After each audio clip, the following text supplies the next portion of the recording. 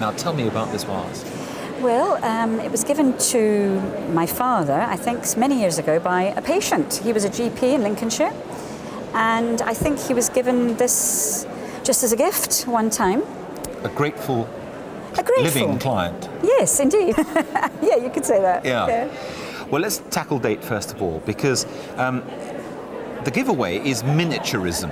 Right. In Japan, towards the end of the 19th century, all the crafts of Japan seemed to move towards miniaturism. Everything that could be made smaller was made smaller and smaller and smaller and smaller. And also in the ceramic technology. And so much so that here you have almost an extreme example of how miniaturistic a painter can get. In fact, you could almost say he's wasting his time. Because you have to be myopic like me or have an incredibly powerful magnifying glass to see some of the details on this.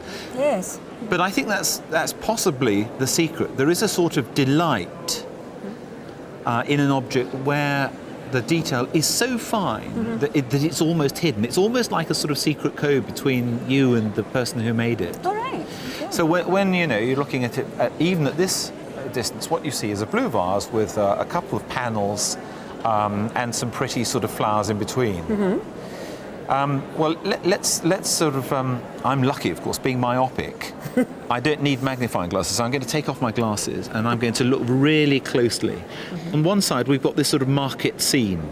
At the top of the picture is a fruit and veg stall laid out with melons, long white radishes, and then we move down into the bottom left-hand corner, and we seem to have a little fish stall.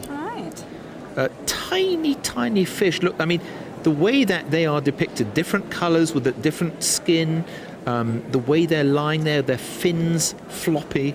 I mean, it's not just any old fish. That is a dead fish on a bench. Now, to be able to paint like that using one hair of a brush and probably going blind in the process is breathtaking. Yes, amazing. Now on this side we have a totally different idea. Here we have a still life with flowers.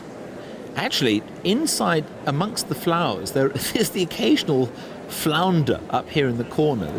This pink fish. We've never seen him before. And then on the fan, because that's what this is a fan. Yeah.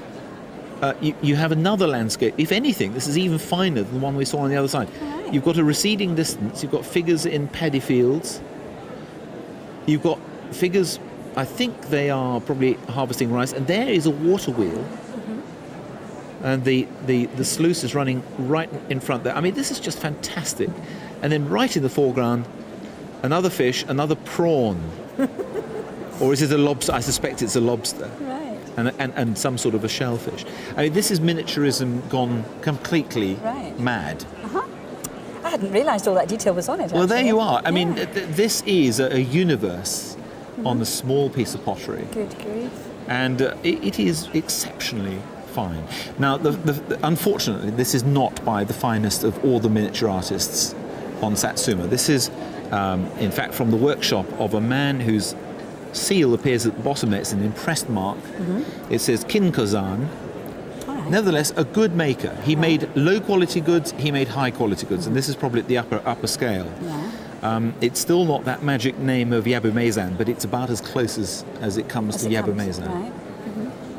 So it didn't cost your father anything, it doesn't cost you anything, so you're not at all interested in what it's worth. I like it a lot. I suppose it would be nice to know how much it's worth, but if you don't want to tell me, fine. Well, I will tell you. Good, thank you.